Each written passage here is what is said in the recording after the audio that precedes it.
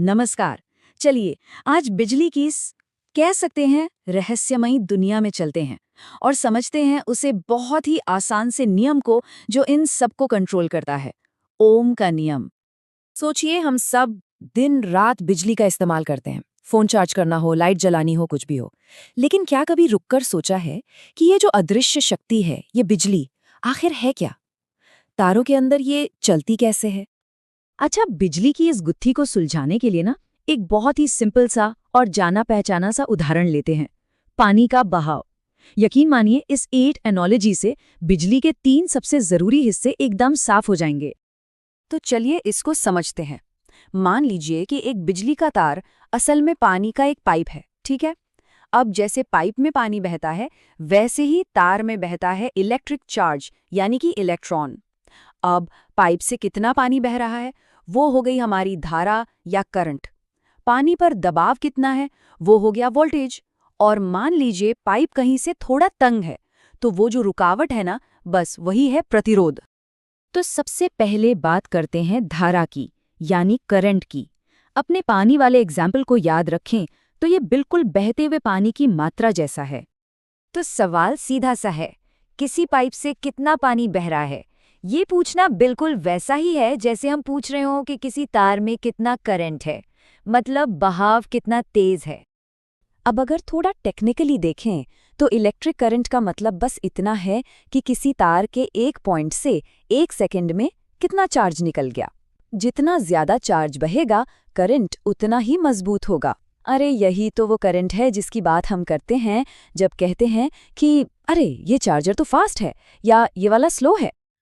और हाँ, एक जरूरी बात, करंट को हम नापते हैं एम्पियर में और इसे कैपिटल ए से दिखाया जाता है। ठीक है, तो करंट समझ आ गया। पर अब सवाल ये है कि ये करंट, ये धारा अपने आप बहती क्यों है? कोई तो वजह होगी ना।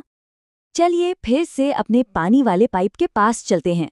सोचिए अगर पाइप बिल्कुल फ्लैट जमीन पर रखा हो तो क्या पानी अपने आप बहेगा? नहीं, बिल्कुल नहीं। उसे बहने के लिए एक धक्का चाहिए। पानी को बहने के लिए या तो एक ढलान चाहिए या फिर पीछे से कोई दबाव, कोई प्रेशर, जैसे कोई पंप लगा हो या पानी किसी ऊंची टंकी से आ रहा हो।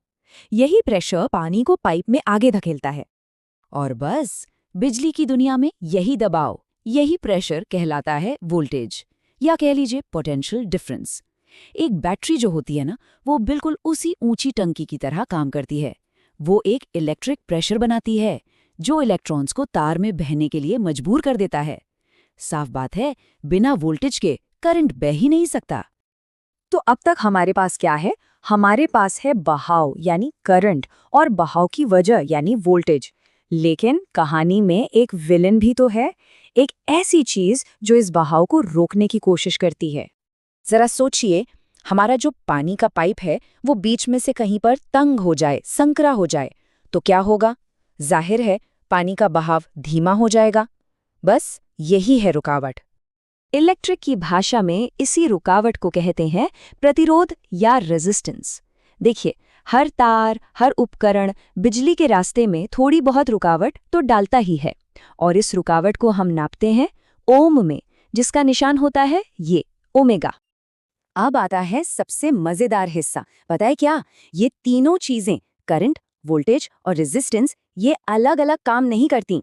ये तीनों एक बहुत ही खूबसूरत और कमाल के सरल से नियम से एक दूसरे से जुड़े हुए हैं। बात है 1827 की। जॉर्ज साइमन ओम नाम के एक जर्मन फिजिसिस्ट ने इनके बीच का ये जादुई कनेक्शन खोज निकाला। उन्होंने क्या देखा कि अगर आप वोल्टेज बढ़ाते हैं तो करंट भी बिल्कुल उसी हिसाब से बढ़ जाता है, बशर्ते रेजिस्टेंस यानी रुकावट वही रहे। और ये पूरा का पूरा शानदार रिश्ता इस एक छोटे से फॉर्मूले में समाया हुआ है, V is equal to I into R। मतलब वोल्टेज बराबर है करंट गुणा रेजिस्टेंस के। बस यही है ओम का नियम, है ना? एकदम सिंपल, पर इतना पावरफुल है कि इसी को इस्तेमाल करके इंजीनियर्स हमारे फोन चार्जर से लेकर बड़े बड़े पावर ग्रिड तक सब कुछ डिजाइन करते हैं। अच्छा, तो ये सब जानना जरूरी क्यों है? अरे भाई, इसलिए जरूरी है क्योंकि ये नियम हमें बताता है कि हमारे आसपास की मशीनें, हमारे गैजेट्स असल में काम कैसे करते हैं। एक उदाहरण लेते हैं। घर में बिजली का बल्ब भी है और हीटर भी। दोनों ही 220 वोल्ट पर चलते हैं, ठीक? लेकिन बल्ब का रेजिस्टेंस यानी रुकावट बहुत ज्यादा है, करीब 1200 ओम। इसलिए वो बहुत कम करंट लेता है, सिर्फ 0.18 एम्पियर। दूसरी तरफ हीटर का रेजिस्टेंस बहुत कम है, सिर्फ 100 ओम, और इसीलिए वो जबरदस्त करंट खींचता है, 2.2 एम्पियर्स, और फिर उतनी ही जबरदस्त गर्मी भी पैदा करता है। और देखिए, यही वजह है कि टोस्टर और हीटर जैसी चीज़ों में प्योर मेटल नहीं बल्कि नाइक्रोम जैसे अलॉयज़ का इस्तेमाल होता है। क्यों? क्योंकि इनका रेजिस्टेंस ज़्यादा होता है, जिससे ये ज़्यादा गर्मी पैदा करते हैं, और दूसरा, ये ज़्यादा तापमान पर आसानी से जलते भी नहीं। मतलब परफेक्ट है हीटिंग के लिए। तो हमने ये तो देख लिया कि कैसे रेजिस्टेंस करंट को गर्मी में बदल देता है। पर एक सवाल है, जब कोई तार गर्म होता है तो उस गर्मी का होता क्या है, वो कहाँ जाती है और हम उसका क्या करते हैं? ये सवाल हमें बिजली के एक और बहुत ही दिलचस्प पहलू की तरफ ले जाता है, पर उसकी बात शायद फिर कभी।